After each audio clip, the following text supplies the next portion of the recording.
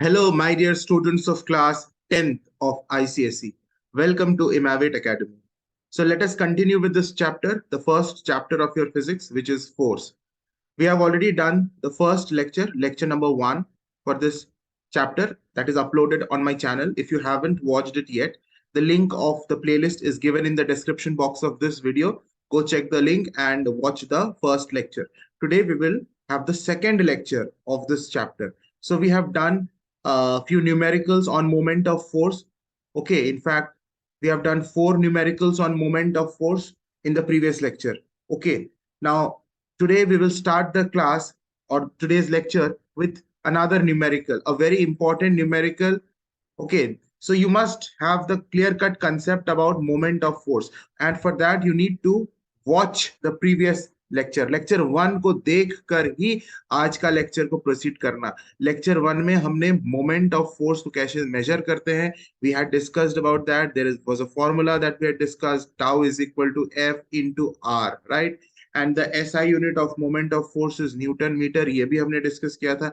And I had told you moment of force is a vector quantity. एंड आज का हमारा ये लेक्चर इसी पर बेस्ड होगा कि मोमेंट ऑफ फोर्स अगर वेक्टर क्वांटिटी है तो उसके डायरेक्शन को हम कैसे निकालेंगे। आई had told you people that I will be discussing about this statement, moment of force in the vector quantity, in the next lecture. मतलब आज के लेक्चर में हम इस बात का डिस्कशन करेंगे, moment of force vector quantity कैसे है। So you must know this formula. We have already studied, discussed this formula in the previous lecture, right? We have also done numericals, three, in fact, 4 numericals, not three, 4 numericals in the previous lecture. आज हमारा ये numerical से हम अपना class start करते हैं।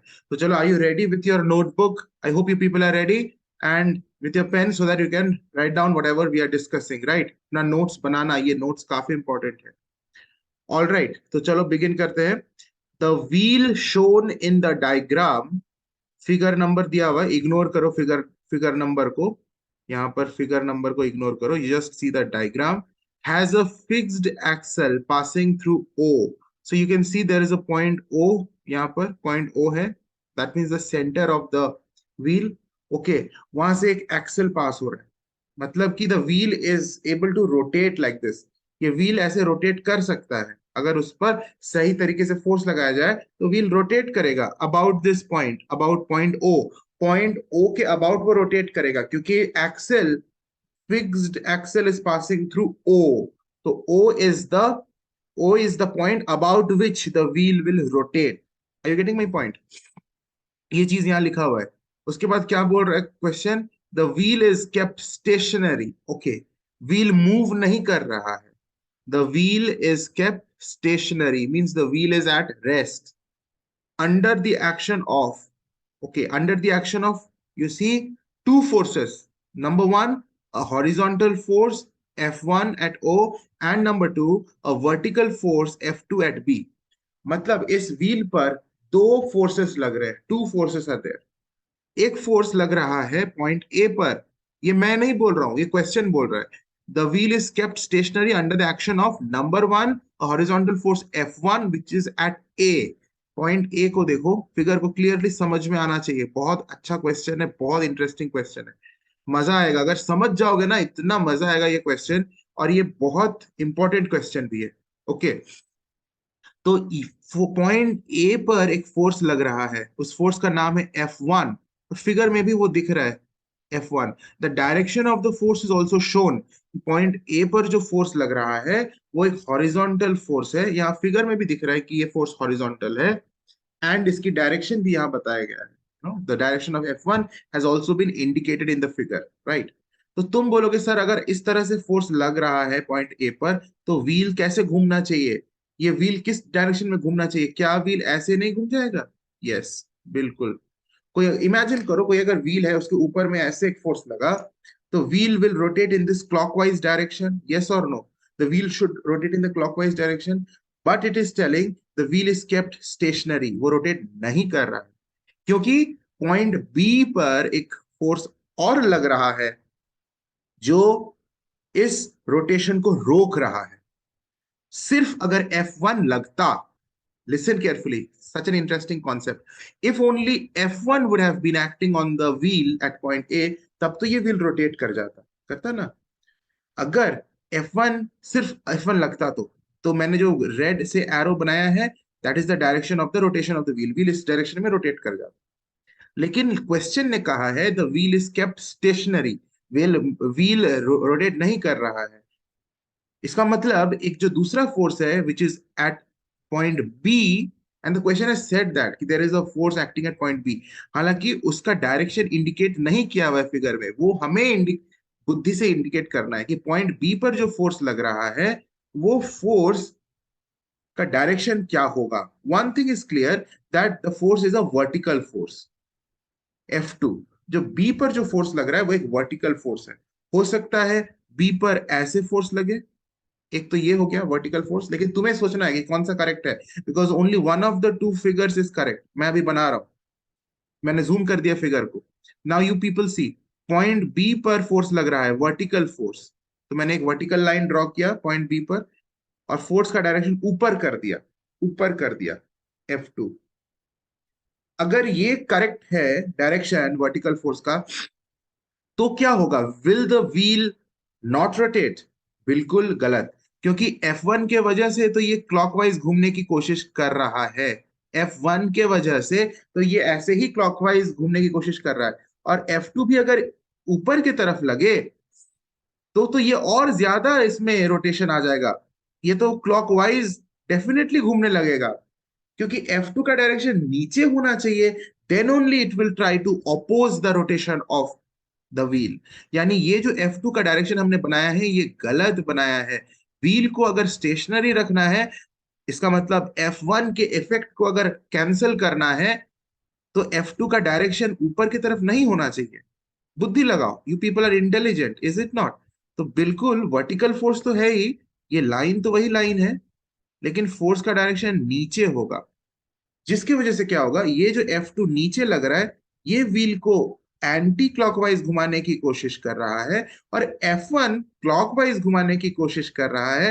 And anti clockwise and clockwise दोनों एक साथ एक्ट हो रहा है, घुमाने की कोशिश कर रहा है ना, एंटी F1 एंड क्लॉकवाइज घुमाने की कोशिश कर रहा है, F2 इसे एंटी क्लॉकवाइज घुमाने की कोशिश कर रहा है, एंड दोनों एक दूसरे के इफेक्ट को कैंसल आउट कर दे रहे हैं। यानी F1 जितना मोमेंट ऑफ फोर्स बना रहा है क्लॉकवाइज डायरेक्शन में, और F2 उतना ही मोमेंट बना रहा है एंटी क्लॉकवाइज डायरेक्शन में, मतलब दोनों का टर्निंग इफेक्ट ऑपोजिट डायरेक्शन में है लेकिन मैग्नीट्यूड सेम है, इसीलिए कोई भी टर्निंग नहीं हो रही है, there is no turning, and that is why the wheel is at rest. Question ने बोला व्हील इज स्टेशनरी। ओके, तो बेसिकली तुम्हें एक चीज तो क्लियर हो गई ना कि F1 जो मोमेंट प्रोड्यूस कर रहा है, F1 जो मोमेंट प्रोड्यूस कर रहा है, मोमेंट ऑफ फोर्स प्रोड्यूस कर रहा है, जिसे हम सिर्फ मोमेंट बोल सकते हैं। ओके, मोमेंट का मतलब मोमेंट ऑफ फोर्स। F1 जो मोमेंट प्रोड्यूस कर रहा है, मतलब जो टर्निंग इफेक्ट प्रोड्यूस कर रहा है, वो क्लॉकवाइज डायरेक्शन में है। इसका मतलब ये जो मोमेंट है इसका डायरेक्शन क्लॉकवाइज है, और F2 जो मोमेंट प्रोड्यूस कर रहा है उसका डायरेक्शन एंटी क्लॉकवाइज है। यानी F2 का मोमेंट एंटी क्लॉकवाइज डायरेक्शन में है। इसलिए एक चीज तुम्हें समझ में धीरे धीरे आ रही है कि हमने जो बात डिस्कस किया था कि मोमेंट एक वेक्टर क्वांटिटी है, मोमेंट ऑफ फोर्स को ही हम मोमेंट बोल रहे हैं, ठीक है, मोमेंट ऑफ फोर्स को हम छोटा करके मोमेंट बोल सकते हैं। मोमेंट एक वेक्टर क्वांटिटी है। अब ये लाइन थोड़ा बहुत समझ में आया, मोमेंट वेक्टर क्वांटिटी क्यों है, क्योंकि मोमेंट के डायरेक्शन होता है anti clockwise direction, clockwise direction. इसी क्वेश्चन से तो क्लियर हो गया। ये F1 कैसा मोमेंट प्रोड्यूस कर रहा है, ये F1 क्लॉकवाइज मोमेंट प्रोड्यूस कर रहा है। सिंपल भाषा में समझे तो F1 क्लॉकवाइज डायरेक्शन में रोटेशन प्रोड्यूस करने की कोशिश कर रहा है, क्लॉकवाइज डायरेक्शन में। यानी F1 is trying to produce a moment, moment का मतलब टर्निंग इफेक्ट, सिंपल लैंग्वेज में टर्निंग इफेक्ट। तो जो टर्निंग इफेक्ट हो रहा है F1 के वजह से वो क्लॉकवाइज डायरेक्शन में हो रहा है। यानी टर्निंग इफेक्ट का एक डायरेक्शन है ना क्लॉकवाइज, यानी मोमेंट का एक डायरेक्शन है ना क्लॉकवाइज, और F2 एंटी क्लॉकवाइज डायरेक्शन में रोटेट करने की कोशिश कर रहा है। यानी F2 के द्वारा जो मोमेंट प्रोड्यूस हो रहा है, यानी जो टर्निंग इफेक्ट प्रोड्यूस हो रहा है वो क्लॉकवाइज डायरेक्शन में है। यानी एक चीज तो क्लियर हो गया कि मोमेंट का डायरेक्शन होता है, and what are the two directions, clockwise direction and the another one is anti clockwise direction. In this question, both of the moments, the clockwise moment produced by F1 and the anti-clockwise moment produced by F2 both are equal. How do we know that they are equal? Because the wheel is not moving. अगर ज्यादा होता, कोई भी moment अगर ज्यादा होता, equal ना होता, if suppose clockwise moment would have been more than anti clockwise, अगर क्लॉकवाइज मोमेंट ज्यादा होता तो व्हील क्लॉकवाइज घूम जाता, अगर एंटी क्लॉकवाइज मोमेंट ज्यादा होता तो व्हील एंटी क्लॉकवाइज घूम जाता। लेकिन क्वेश्चन ने हमें एकदम साफ साफ क्लियर कर दिया है कि the wheel is kept stationary. You can see it is written in the question, the wheel is kept stationary. इस बात से हमें ये कंप्लीटली हमें समझ में आ जाता है कि व्हील अगर स्टेशनरी है तो डेफिनेटली एंटी क्लॉकवाइज मूवमेंट और क्लॉकवाइज मूवमेंट इक्वल ही होगा, नहीं तो ये व्हील कभी भी स्टेशनरी पोजीशन में नहीं रह सकता। मैंने काफी सारी चीजों को एक्सप्लेन किया है, आई hope you have understood it. Figure को मैं थोड़ा क्लीन करके अच्छे से बनाता हूं। तो मैं अभी क्या कर रहा हूं, in this figure I am drawing the direction of F2। तो vertical force at point B तुम्हें दिख रहा है, मैंने F2 बना दिया और नीचे की तरफ F2 का डायरेक्शन है। क्लियर है, सिंपल है, ओके। पहला क्वेश्चन बोल रहा है show the direction of F2 in the diagram. तो तुम्हें क्या करना है, ये सेम जो फिगर अभी हमने मैंने तो इसी में मॉडिफाई कर दिया, तुम्हें आंसर अलग से लिखना है। मैं थोड़ा छोटा करके तुम्हें बताता हूं। Okay, you see what you have to do. हाँ, ये हो गया हमारा आंसर। मैं इसको क्वेश्चन से मिटा दिया, मैंने एक सेपरेट फिगर बना लिया। तुम लोग भी एक सेपरेट फिगर ही बनाओ and you indicate F2 in the figure. तो यही चीज है, फर्स्ट का आंसर तो हमने कर लिया, हमने फिगर में शो कर लिया, अच्छी बात है, सिंपल है। अब आगे का सेकेंड पार्ट, पार्ट बी क्या बोल रहा है चिल्ड्रन? पार्ट बी मैं इधर लिख रहा हूं, पार्ट बी बोल रहा है which of the force F1 और F2 is greater. Conceptual question, super conceptual question. And if you have gone through the ICSE question paper of your previous year batch, okay, तुम लोगों से जो एक साल सीनियर का जो बोर्ड एग्जाम हुआ उसमें जो फिजिक्स का क्वेश्चन पेपर देखे, पूरा कॉन्सेप्चुअल क्वेश्चन है, बेहतरीन कंसेप्ट का क्वेश्चन है। जो व्यक्ति रट के गया है फिजिक्स, उसका तो एकदम तबाही मच गया होगा। And the one only whose concept has been clear, उसने ही एकदम सक्सेसफुली एग्जामिनेशन को कंप्लीट करके निकला है। Same was the case in the previous to previous year, जब सेमेस्टर 1 सेमेस्टर 2 का एग्जाम हुआ था, वहां पर भी जो क्वेश्चन आए थे काफी कॉन्सेप्चुअल क्वेश्चन थे, काफी ज्यादा, स्पेशली सेमेस्टर 1 का क्वेश्चन। तो समझ रहे हो ना, फिजिक्स में रटना तो बिल्कुल नहीं है। तो सिमिलरली यहाँ पर जो क्वेश्चन नंबर बी है, ये बहुत कंसेप्चुअल है। एंड देखो, कंसेप्ट बहुत हार्ड नहीं है, बहुत इंटरेस्टिंग कंसेप्ट है। And you people will understand it if you pay attention to what I am saying.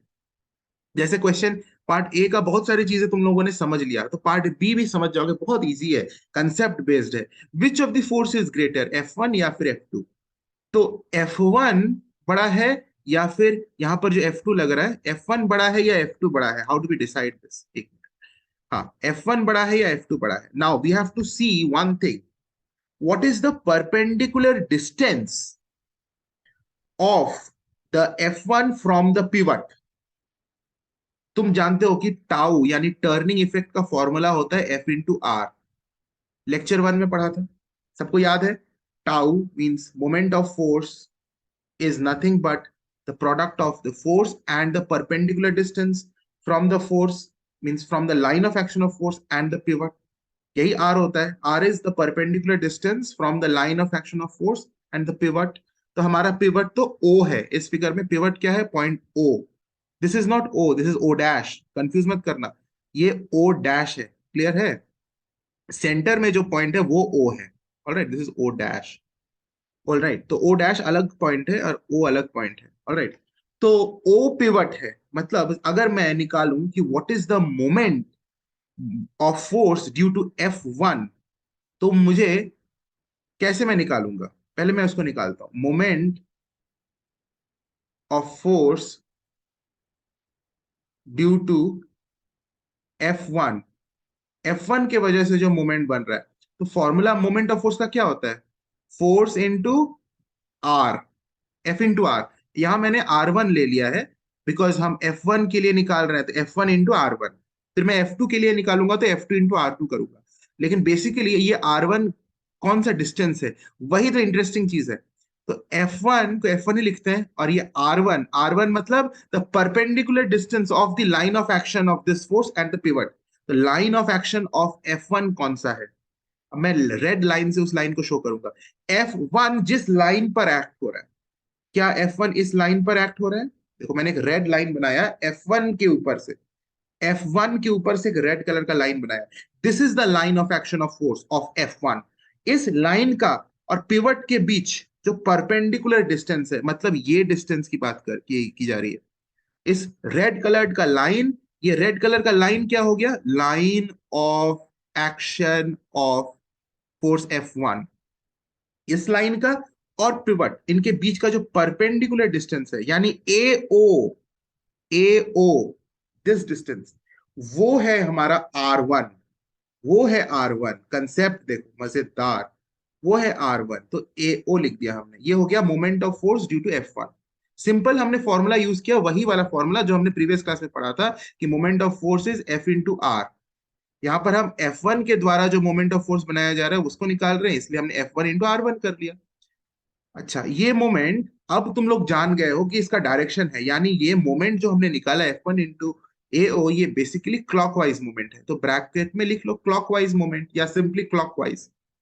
अच्छा, अब हम निकालेंगे moment of force due to force F2। F2 के वजह से जो मोमेंट हो रहा है, तो बात तो भाई ये सेम तरीके से निकालेंगे। F2 का अब line of action of force निकालेंगे, और उस लाइन ऑफ एक्शन से पिवट के बीच का डिस्टेंस। F2 का लाइन ऑफ एक्शन क्या है? F2 का लाइन ऑफ एक्शन क्या ये लाइन है? मैं रेड से शो करता हूं, मैं समझ में अच्छे से आएगा। क्या ये लाइन है? जी हाँ। F2 तो इस लाइन के अलॉन्ग एक्ट हो रहा है, जो लाइन मैंने अभी F2 के ऊपर ड्रॉ किया रेड कलर से। और इस लाइन का पॉइंट O के साथ कितना डिस्टेंस है? ये डिस्टेंस है ओ ओ डैश। समझ में आ रहा है कौन सा डिस्टेंस? ओ से ओ डैश, ये distance, this is the distance.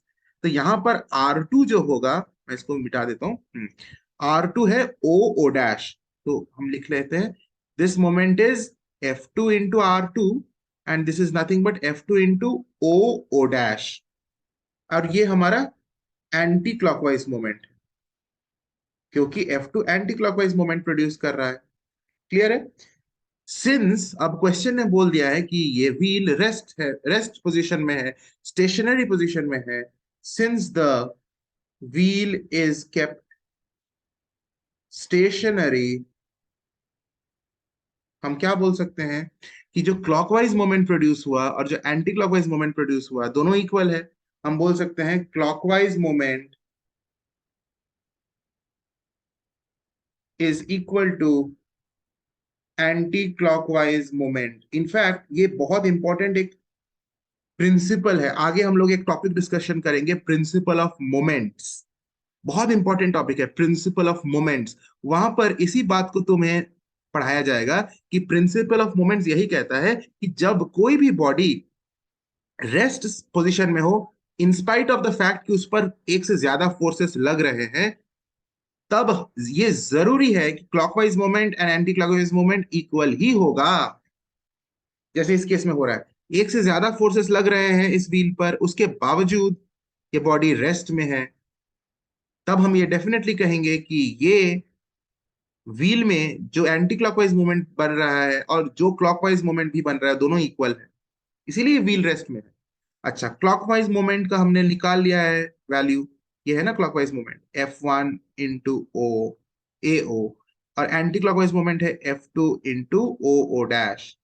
अब हमें क्वेश्चन ने पूछा है, डोंट फॉरगेट, क्वेश्चन ने हमें पूछा क्या है? हमें क्वेश्चन ने पूछा है कि F1 बड़ा है या F2 बड़ा है। उसके लिए हमें इतना सारा तामझाम और कॉन्सेप्ट लगाना पड़ रहा है। हमारा जो उद्देश्य है वो है कि हमें पता करना है कि F2 बड़ा है या F1 बड़ा है। तो उसके लिए सर आप इतना सारा तामझाम कर रहे हैं? हाँ, करना पड़ेगा।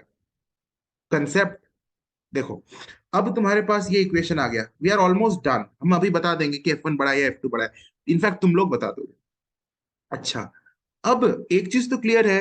अच्छा, यहाँ पर ना तो हमें F1 का वैल्यू पता है, ना F2 का वैल्यू पता है, ना AO का वैल्यू पता है, ना ओ ओ डैश का वैल्यू पता है। किसी का भी न्यूमेरिकल वैल्यू नहीं पता है। हाँ, डोंट सी क्वेश्चन 3 में तो सर हमें एओ का वैल्यू पता है, ओ डैश का भी वैल्यू पता है, वो नहीं देखना है, वो तो पार्ट सी में पता है। पार्ट बी का आंसर हमें देना है, and until part B we do not know the value of F1, value of F2 also we do not know, AO also we do not know, O dash also we do not know। तो फिर हम कैसे बताएं कि F1 ज्यादा बड़ा है या F2 ज्यादा बड़ा है? हमें वैल्यूज भले ना पता हो, लेकिन फिगर से हमें एक चीज तो क्लियर है कि AO बड़ा है या O डैश बड़ा है। तुम लोग फिगर देखकर बोलो। Everyone think, those who are watching this lecture, which is bigger, AO is bigger or O dash is bigger? Figure is clearly indicating कि AO ये डिस्टेंस है एंड O डैश ये डिस्टेंस है, तो O डैश काफी छोटा है in comparison to AO। AO बड़ा है, फिगर से दिख रहा है AO पूरा रेडियस है, and O dash is not the complete radius of the circle, तो AO इज बिगर, है ना? तो since AO is bigger than O dash, तब कौन बड़ा होगा, F1 और F2 बड़ा होगा? F1 बड़ा होगा या F2 बड़ा होगा? सिंपल, अगर हमारे पास इस तरह का मैथमेटिकल एक्सप्रेशन है, 2 into 6 is equal to 4 into 3, it is very similar to this ना। इसके साथ इस एक्सप्रेशन का कंपैरिजन करो, F1 into AO is equal to F2 into O dash, तो इसके साथ 2 into 6 is equal to 4 into 3 comparison कर सकते हो। एक जस्ट हमने एग्जांपल लिया समझाने के लिए। तो अगर हमें ये पता है कि AO बड़ा है O डैश से, यानी 6 बड़ा है 3 से, पहली बात तो ये 6 2 12 एंड 4 3 12, दोनों साइड 12 है, यानी दोनों इक्वल है। और हमें इसके अब इसके साथ कंपेयर करो कि AO बड़ा है O डैश से, यानी 6 बड़ा है 3 से। अब हमें F1 और F2 को देखना है, तो 4 बड़ा है 2 से, मतलब F2 बड़ा है F1 से। ये F1 समझ में आया? समझ में आया? मतलब जिस साइड छोटा है AO इज बड़ा, राइट? AO इज बड़ा देन O डैश, तो AO अगर बड़ा है तो F1 छोटा होगा इन कंपैरिजन टू F2। F1 छोटा होगा। अगर O डैश छोटा है, as it is in this question, O dash छोटा है, यानी F2 बड़ा होगा F1 से। Getting my point? So this is how we decide. अच्छा, चलो अब ये तो हमने डिसाइड कर लिया कि कौन बड़ा है। अब नेक्स्ट क्वेश्चन क्या है? Find the ratio between the forces F1 and F2। हमें F1 अपॉन F2 ये रेशियो निकालना है। F1 अपॉन F2 ये रेशियो निकालना है। गिवन लेंथ दिया हुआ है कुछ कुछ, देखो यहां पर इस इक्वेशन को देखो, F1 into AO is equal to F2 into O dash. इसी इक्वेशन को अगर हम लिखे, F2 को नीचे ला देते हैं तो, और AO को उधर भेज देते हैं, जस्ट ट्रांसपोज करते हैं, तो F1 अपॉन F2 हो जाएगा O dash upon AO। Simple maths है, simple maths. Are you getting? इसी इक्वेशन से ये मिल गया। F2 को हमने उस लेफ्ट हैंड साइड ला दिया तो ये डिवाइड हो गया, F1 डिवाइडेड बाय F2 हो गया, एंड O डैश ऑलरेडी इधर था, उसके नीचे AO को उधर सेंड कर दिया तो ये डिवाइड हो गया, O dash divided by AO। यही रेशियो हमें निकालना है, कुछ नहीं है, एकदम इजी। तो O डैश का वैल्यू दिया हुआ है 2.0 यानी 2 सेंटीमीटर्स, AO का वैल्यू दिया हुआ है 2.5 centimetres, right? Centimetre centimetre cut गया, what we are left with, यहाँ पर है हमारा 20 और नीचे 25। समझ में आ रहा है? हमने 10 से मल्टीप्लाई किया न्यूमरेटर डिनोमिनेटर, तो नीचे का डेसिमल 2.5 हट के 25 हो गया, ऊपर में 10 से मल्टीप्लाई किया तो 20 हो गया। 5 4 जार 20, 5 5 जार 25, तो 4:5 ये रेशियो आ गया F1:F2 का। सिंपल है, is it not very simple? Conceptual? Okay, मैं छोटा कर देता हूं, देख लो, बड़ा इजी है, वेरी इंटरेस्टिंग क्वेश्चन। अच्छा, यहां पर जो ये डेटा दिया हुआ था BO डैश, इसकी कोई जरूरत ही हमें नहीं पड़ी, ये बस तुम्हें कंफ्यूज करने के लिए दिया हुआ था कि बच्चा इस वैल्यू का तो यूज ना कर ले कहीं गलती से। तो तुम्हें समझ में आया ना, कई बार एक्स्ट्रा इंफॉर्मेशन भी दिया हुआ रहेगा ताकि तुम कंफ्यूज हो जाओ, लेकिन तुम कंफ्यूज नहीं होना, राइट? ओके, अभी अभी जो बात हमने डिस्कस किया कि moment of force vector quantity होता है, ये बात तो समझ गए कि हाँ सर होता है, क्योंकि इसका डायरेक्शन होता है। कौन कौन सा डायरेक्शन होता है? एक होता है क्लॉकवाइज डायरेक्शन, जैसे अभी हमने क्वेश्चन में देखा F1 क्लॉकवाइज घुमाने की कोशिश कर रहा था, यानी F1 क्लॉकवाइज मोमेंट प्रोड्यूस करने की कोशिश कर रहा था। क्लॉकवाइज मोमेंट का मतलब ही है क्लॉकवाइज मोमेंट ऑफ फोर्स। मैं फिर से बोल रहा हूं कि मोमेंट कोई नया वर्ड नहीं है। मोमेंट का मतलब मोमेंट ऑफ फोर्स, जो क्लॉकवाइज हो सकता है या फिर एंटी क्लॉकवाइज मोमेंट भी हो सकता है। मोमेंट का मतलब टर्निंग इफेक्ट। अगर वो फोर्स क्लॉकवाइज घुमाने की कोशिश कर रहा है तो उस फोर्स के द्वारा क्लॉकवाइज मोमेंट प्रोड्यूस हो रहा है। अगर कोई फोर्स एंटी क्लॉकवाइज घुमाने की कोशिश कर रहा है बॉडी को, तो वो force anti clockwise moment produce कर रहा है। तो मोमेंट बेसिकली क्लॉकवाइज हो सकता है या फिर एंटी क्लॉकवाइज हो सकता है। तुम्हारे बुक में एक बहुत इंपॉर्टेंट इंफॉर्मेशन यहाँ लिखा हुआ है, this is written in concise physics. Okay, इसका इंपॉर्टेंस जब हम न्यूमेरिकल करेंगे तब समझ में आएगा। क्या लिखा हुआ है? Conventionally if the effect on the body is to turn it anti clockwise, the moment of force is called anti clockwise moment. मतलब वही तो मैंने बताया। And it is taken positive, anti clockwise moment is taken positive. ठीक है। और फिर क्या लिखा हुआ है? If the effect on the body is to turn it clockwise, अगर उस फोर्स का इफेक्ट बॉडी पर ऐसा है कि उसे क्लॉकवाइज घुमाने की कोशिश की जा रही है, the moment is called clockwise moment. ये तो मैंने बताया था। एंड इट इज नेगेटिव, ये इंपॉर्टेंट है कि कब हम पॉजिटिव लेंगे कब नेगेटिव लेंगे। एंटी क्लॉकवाइज मोमेंट को हमेशा पॉजिटिव लिया जाता है। यही चीज यहां बस तुमको जानना है। यही यहां लिखा हुआ है, anti clockwise moment is taken positive, clockwise moment is taken negative. एकदम दिमाग में इसको सेट कर लो, because this is a convention. Conventionally इसका कोई लॉजिक नहीं है। People have sat together and decided this. ये डिसाइड किया हुआ है चीज कन्वेंशनली, मतलब कि कोई लॉजिक नहीं है इसके पीछे कि क्यों हम एंटी क्लॉकवाइज को पॉजिटिव बोलेंगे, क्यों क्लॉकवाइज को नेगेटिव बोलेंगे। This no logic. किसी एक को पॉजिटिव किसी एक को नेगेटिव लेना है क्योंकि दो अलग अलग डायरेक्शन है। क्लॉकवाइज एक अलग डायरेक्शन है, एंटी क्लॉकवाइज अलग डायरेक्शन है। तो साइन से हमें इंडिकेट करना है, तो किसी एक को तो प्लस लेना है, किसी दूसरे को माइनस। तो people have sat together, they had a meeting. मतलब पीपल मतलब scientist. Scientists had sat together, they had a meeting, they had a cup of tea, and then they decided that yes, anti-clockwise moment को हम positive बोलेंगे, clockwise moment को negative बोलेंगे। बस इतना यहाँ क्लियर हो जाए तो बहुत सिंपल है। Anti clockwise moment is positive, clockwise moment is negative. अब इस चीज का यूज हम न्यूमेरिकल में करेंगे and we have such question today in this video itself. चलो सबसे पहले हम समझते हैं फर्स्ट क्वेश्चन की तरफ। And this first question will clarify a lot of things about this plus and minus जो अभी हमने पढ़ा। ठीक है। जब तक क्वेश्चन नहीं करेंगे तब तक वो पॉजिटिव नेगेटिव का कंसेप्ट क्लियर नहीं होगा। अब हमारे पास एक अच्छा खासा न्यूमेरिकल आ गया है। बोर्ड लाइक क्वेश्चन है, बिल्कुल बोर्ड में आ सकता है, आता भी है इस तरह का question. Take a note of this question, question को लिखो and try to understand. Calculate the moment of force due to F1 about point O।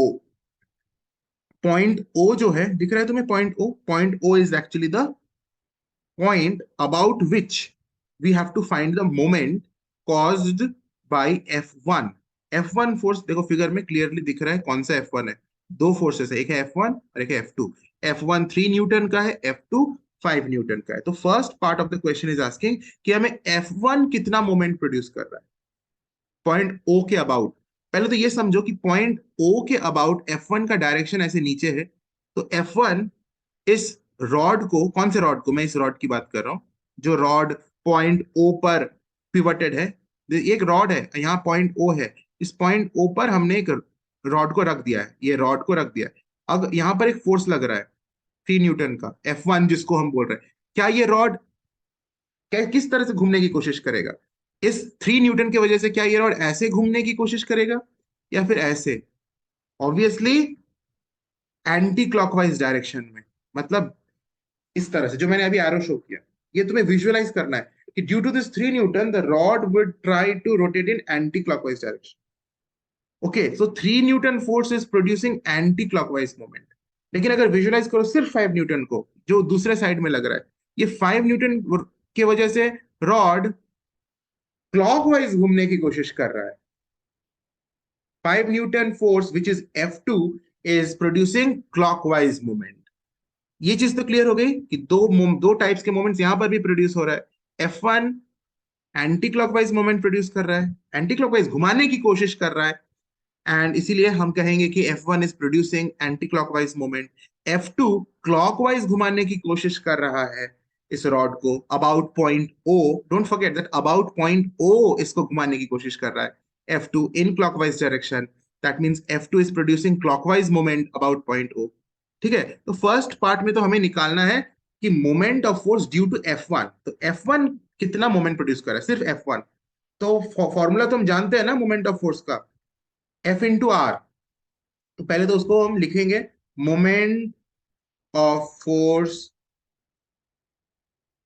Due to F1 about O, ये इसी को हम निकाल रहे हैं, इसको टाउ वन बुलाते हैं, कोई भी सिंबल यूज कर सकते हैं, टाउ वन, क्योंकि F1 प्रोड्यूस कर रहा है तो इसे हम टाउ वन बुला रहे हैं। Tau is the symbol of moment of force, तो ये हो गया F1 into R1। Now what is F1? F1 is 3 newton, formula वही है, tau is equal to F into R. R क्या होता है? Line of action of force और पिवट के बीच का परपेंडिकुलर डिस्टेंस। जो क्वेश्चन हमने अभी अभी किया था उसमें भी तो वही था, line of action of force और पिवट के बीच का परपेंडिकुलर डिस्टेंस लिया था। यहाँ पर हम F1 का निकाल रहे थे, F1 का line of action of force कौन सा है? ये line of action of force है जो मैंने ब्लू लाइन से ड्रॉ किया। इस लाइन का और पिवट के बीच का distance, this distance is R1 and that is indicated in the figure 3 metres. तो ये 3 न्यूटन और ये R1 हो गया 3 metres. 3 meters is the distance of line of action of F1 and the pivot. Pivot is O. Clear है? So 3 meter. 3 threes are 9. 9 Newton meter. Don't forget that Newton meter is the SI unit of moment of force. यहाँ से newton, यहाँ से metre, so newton metre is the SI unit of moment of force. क्या इतना लिखना काफी है? Marks पूरा नहीं मिलेगा। अब तुम्हें सिर्फ मैग्नीट्यूड नहीं, 9 न्यूटन मीटर तो सिर्फ मैग्नीट्यूड है, सिर्फ मैग्नीट्यूड नहीं, डायरेक्शन भी लिखना है। डायरेक्शन मतलब ब्रैकेट में लिखना है क्या ये क्लॉकवाइज मोमेंट है या क्या ये एंटी क्लॉकवाइज मोमेंट है। अब तुम जानते हो F1 anti clockwise moment produce कर रहा है ना, एंटी क्लॉकवाइज डायरेक्शन में इसको घुमाने की कोशिश कर रहा है। तो ब्रैकेट में जरूर लिखना anti clockwise, only then you will get full marks, otherwise marks कटेगा, डिडक्ट होगा, गारंटी है, हाफ मार्क्स डिडक्ट होगा ही for not writing the direction. अब हम निकालते हैं मोमेंट, सेकेंड पार्ट में बोल रहा है moment of force due to F2 about O। Moment तुम लोग तो करो इसको, अब तो बहुत इजी है। Can you predict the answer? Moment of force due to F2, खुद से करो, वीडियो पॉज करो, खुद से करो। अबाउट O, इसको टाउ टू बुला रहे हैं, this is nothing but F2 into R2। Video को पॉज करो, कर लिया? सॉल्व करो, करो solve, and after solving then you resume the video and then check whether your answer and my answers match or not. Okay, F2 is 5 Newton, R2 means F2 का जो line of action of force है और pivot के बीच में distance जो कि यहाँ indicate किया हुआ है 2 मीटर्स, तो R2 is 2 meters. 5 2s are 10 newton metre and इसका डायरेक्शन, इस मोमेंट का डायरेक्शन क्लॉकवाइज, क्लॉकवाइज। अब जब रिजल्टेंट मोमेंट की बात की गई है तभी हमारा ये कॉन्सेप्ट काम में आएगा, साइन का, कि एंटी क्लॉकवाइज मोमेंट को हम पॉजिटिव लेंगे, क्लॉकवाइज मोमेंट को हम नेगेटिव लेंगे। इसका यूज अब है whenever you need to find the resultant moment of about point O. Point O पर F1 के द्वारा जो मोमेंट प्रोड्यूस किया गया, F2 के द्वारा प्रोड्यूस किया गया, तो दोनों का मिलकर क्या रिजल्टेंट मोमेंट है, ओवरऑल मोमेंट, नेट मोमेंट क्या है, जिसे हम टोटल मोमेंट भी बोल सकते हैं, वो क्या है। उसमें क्या करना है ना, रिजल्टेंट मोमेंट बहुत सिंपली निकल जाएगा। दोनों मोमेंट को तुमको बस ऐड करना है, दोनों मोमेंट्स जो निकला है उसको बस ऐड करना है, लेकिन ऐड करना है साइन के साथ। यहां साइन के साथ अगर तुमने ऐड नहीं किया करेक्ट साइन के साथ तो गलत हो जाएगा। रिजल्टेंट मोमेंट मतलब algebraic addition of the two moments, anti clockwise moment और क्लॉकवाइज मोमेंट दोनों को एल्जेब्रिकली ऐड कर दो। एल्जेब्रिकली ऐड करने का मतलब है कि साइन के साथ ऐड, एंटी क्लॉकवाइज मोमेंट को प्लस साइन एंड क्लॉकवाइज को नेगेटिव माइनस साइन लेना है, और दोनों को ऐड कर देना है, simple, that is what resultant moment is. तो रिजल्टेंट मोमेंट बहुत सिंपल, रिजल्टेंट मोमेंट अबाउट ओ क्या है, दोनों मोमेंट को ऐड कर देंगे। क्लॉकवाइज मोमेंट कितना है, पहले एंटी क्लॉकवाइज यहाँ है ना, तो एंटी क्लॉक किसी को भी पहले लिख सकते हैं, doesn't matter. Anti clockwise moment कितना है, 9 न्यूटन मीटर, इसको प्लस में लेना है। प्लस मतलब कि हमें प्लस साइन तो लिखने की जरूरत नहीं है, कोई साइन ना हो तो इसका मतलब कि प्लस ही होता है, तो हमने 9 न्यूटन मीटर लिख लिया। इसके साथ ऐड करो, एंटी क्लॉकवाइज मोमेंट के साथ अब ऐड करो क्लॉकवाइज मोमेंट को, क्लॉकवाइज मोमेंट नेगेटिव लिया जाता है। तुम अगर यहाँ सिर्फ +10 न्यूटन मीटर कर दोगे गलत हो जाएगा। तुम्हें करना है 10 न्यूटन मीटर को -10 न्यूटन मीटर। ये बुद्धि से तुम्हें यहाँ माइनस लगाना पड़ेगा, क्योंकि clockwise moment is always taken negative. अब समझ में आया वो कन्वेंशन जो का इंपॉर्टेंस कितना है। एंटी क्लॉकवाइज मोमेंट तो 9 ही है, मतलब +9 है, क्लॉकवाइज है -10 न्यूटन मीटर। दोनों को ऐड कर दिया, +9 और -10 को ऐड किया। Basically this is 9 - 10, isn't it? 9 - 10 newton metre, which is -1 newton metre. तो -1 न्यूटन मीटर को अब फाइनली ऐसे लिखना है, माइनस साइन को हटा के लिखना है। तो वन माइनस को हटा दो, सिर्फ लिखो 1 न्यूटन मीटर, और ब्रैकेट में माइनस का मतलब क्लॉकवाइज मोमेंट, नेगेटिव का मतलब clockwise moment, positive is anti clockwise moment. अगर तुम्हारा माइनस आया that means it is a clockwise moment. तो माइनस को तो हमने हटा दिया, ब्रैकेट में जरूर लिखना क्लॉकवाइज, नहीं तो मार्क्स नहीं मिलेगा। And this is how you need to write your answer. तो हमने तीनों क्वेश्चन कर लिया। -1 न्यूटन मीटर में अपना आंसर को छोड़ना मत, डेफिनेटली माइनस को हटाकर ब्रैकेट में क्लॉकवाइज लिखना। जैसे यहां पर हमने 9 को पहले लिया, तुम -10 को भी पहले ले सकते हो। Clockwise plus anti clockwise moment भी कर सकते हो, क्लॉक जैसे एक दूसरा इस तरह से कर सकते हो। दूसरा तरीका वही है, मतलब पहले -10 को लिखो और फिर 9 को ऐड करो, लेकिन करेक्ट साइन होना चाहिए। Clockwise is negative, anti clockwise is positive, तो फिर भी तो ये -1 न्यूटन मीटर ही आएगा। ठीक है, आंसर तो सेम आ रहा है, राइट। किसी को भी पहले ऐड करो, माइनस करो, साइन सेम होना चाहिए, साइन करेक्ट होना चाहिए। एंटी क्लॉकवाइज का पॉजिटिव, क्लॉकवाइज का नेगेटिव, एकदम भूलना नहीं। Next question, calculate the anti clockwise moment about O. Point O के अबाउट कितना एंटी क्लॉकवाइज मोमेंट प्रोड्यूस हो रहा है। फिर हमें बोला गया calculate the clockwise moment about O. Point O के अबाउट कितना क्लॉकवाइज मोमेंट प्रोड्यूस हो रहा है, फिर रिजल्टेंट मोमेंट अबाउट ओ, और कुछ यहाँ लेंथ भी दिया हुआ है, ओ ए का लेंथ, ए बी का लेंथ, बी सी का लेंथ एंड ओ डी का लेंथ। ठीक है, हमें सबसे पहले निकालना है anti clockwise moment about O. Now you people tell me, you can just look at the figure and decide, it is very easy, कि विच फोर्स और forces is producing anti clockwise moment. Point O के about जो anti clockwise direction में घुमाने की कोशिश की जाएगी इस रॉड को, यहाँ एंटी क्लॉकवाइज मतलब इस direction, okay, getting my point, this is anti clockwise. तो वो कौन से फोर्सेस हैं या फोर्स है? Yes, this 3 Newton which is acting at point C, this is also producing anti-clockwise moment, and the 2 Newton which is acting at point B, both of the forces are producing anti-clockwise moment.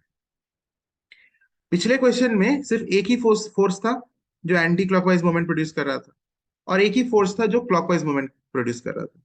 Concept यहाँ पर second, ये जो अभी question कर रहे हैं उसमें भी वही कॉन्सेप्ट है, कोई अलग सा रॉकेट साइंस नहीं है, लेकिन यहाँ थोड़ा सा मॉडिफिकेशन है कि एंटी क्लॉकवाइज मोमेंट यहाँ दो फोर्सेस प्रोड्यूस कर रहे हैं। This 2 Newton is also producing anti clockwise moment, this 3 Newton is also producing anti clockwise moment, and clockwise moment is being produced by this 4 Newton। यहाँ पर जो 4 Newton है, एक मिनट, यहाँ पर जो 4 Newton है वो क्लॉकवाइज घुमाने की कोशिश कर रहा है। So clockwise moment is produced by just one force, which is 4 Newton acting at point D. Now we need to also know the perpendicular distances from pivot for each force. अब हमें 3 Newton का अगर हम moment calculate कर रहे हैं तो मुझे सी ओ ये डिस्टेंस चाहिए, क्योंकि हम हमेशा डिस्टेंस पिवट से लेते हैं।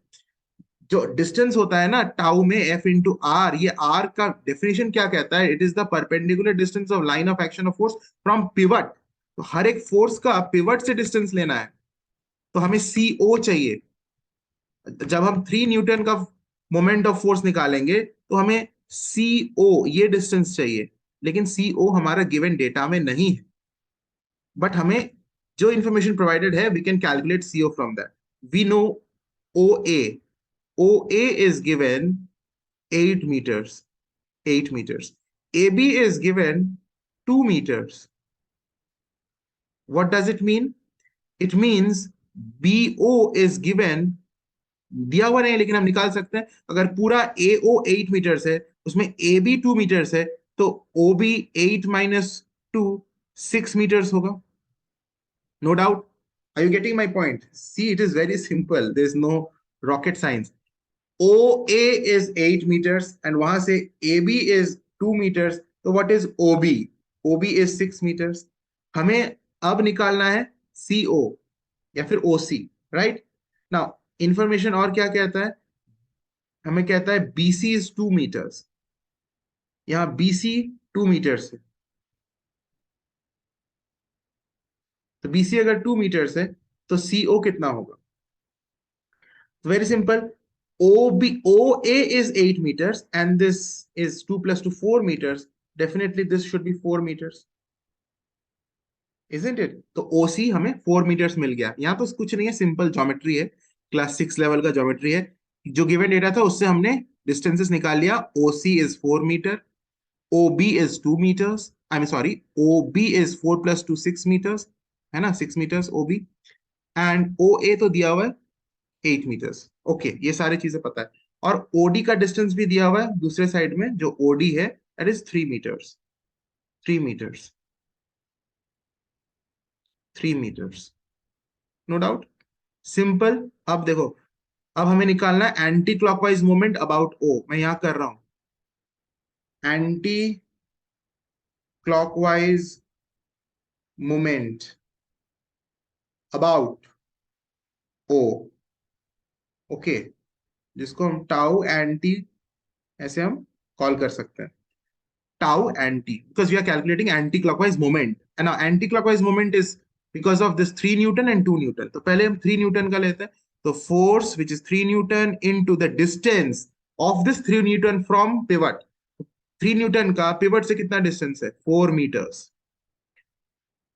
3 Newton मतलब 3 Newton का लाइन ऑफ एक्शन और इस पिवट के बीच में डिस्टेंस कितना है? 4 meters। क्लियर? तो ये हो गया 4 meters।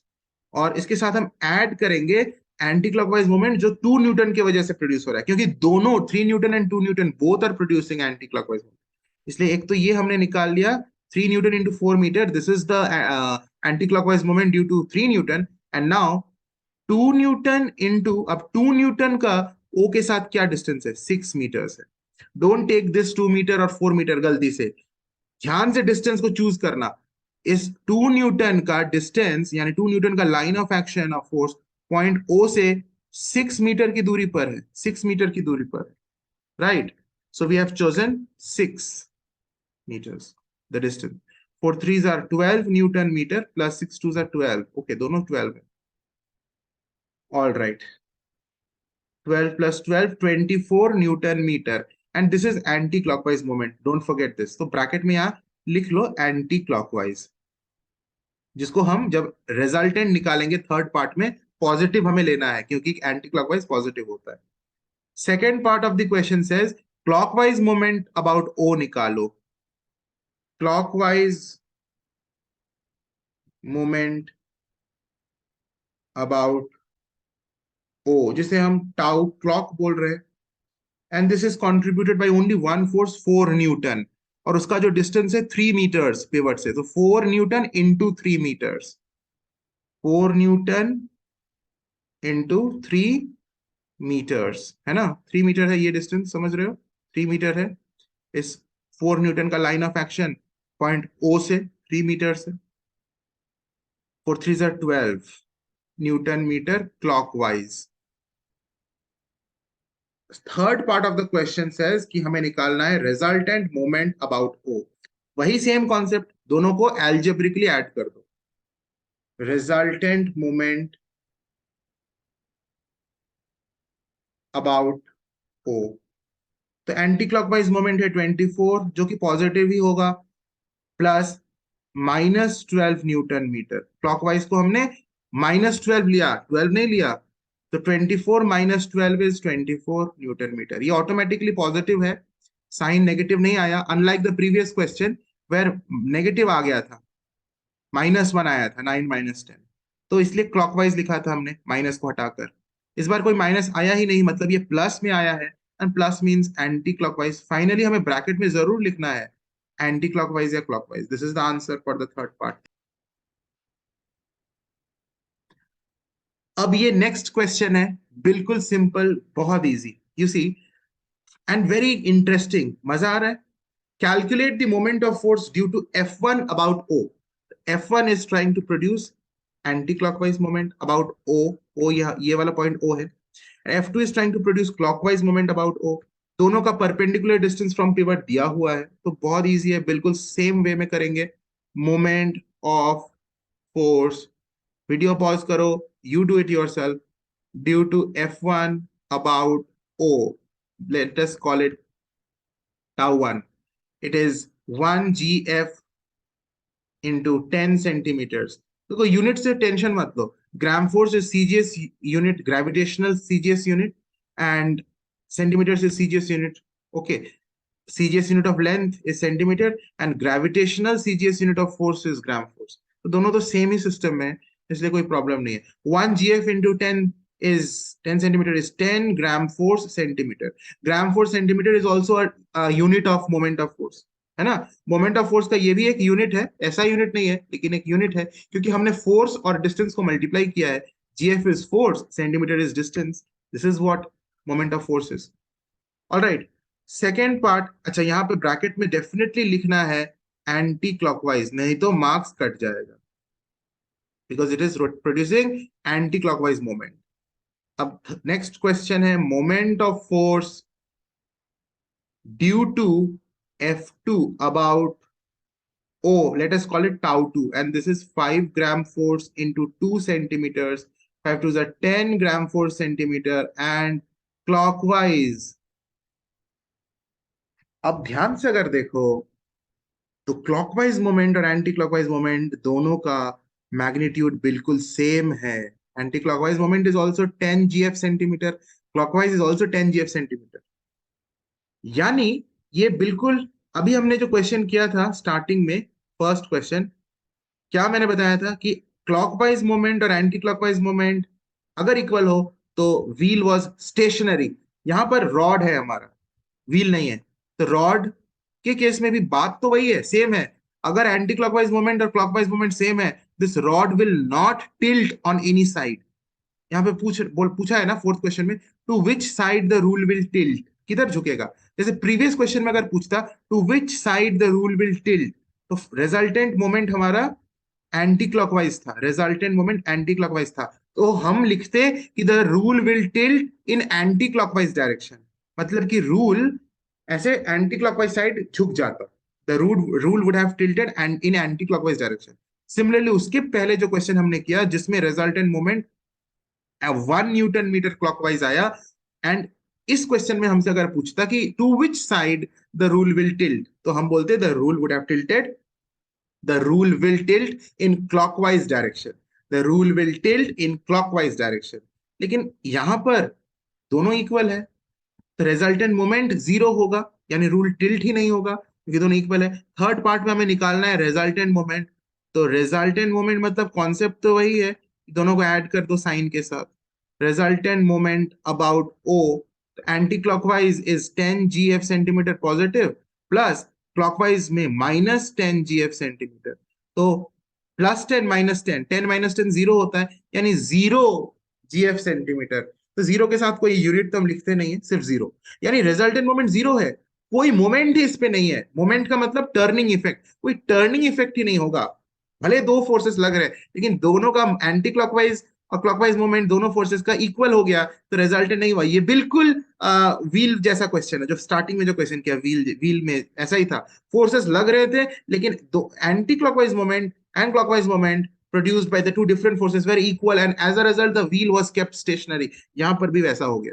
कंसेप्ट देखो, मैं जानबूझ के ऐसे अलग अलग कॉन्सेप्ट को यहाँ पे इधर से उधर टच करा रहा हूँ, कनेक्ट करा रहा हूँ, ताकि तुम्हारा कंसेप्ट डेवलप हो.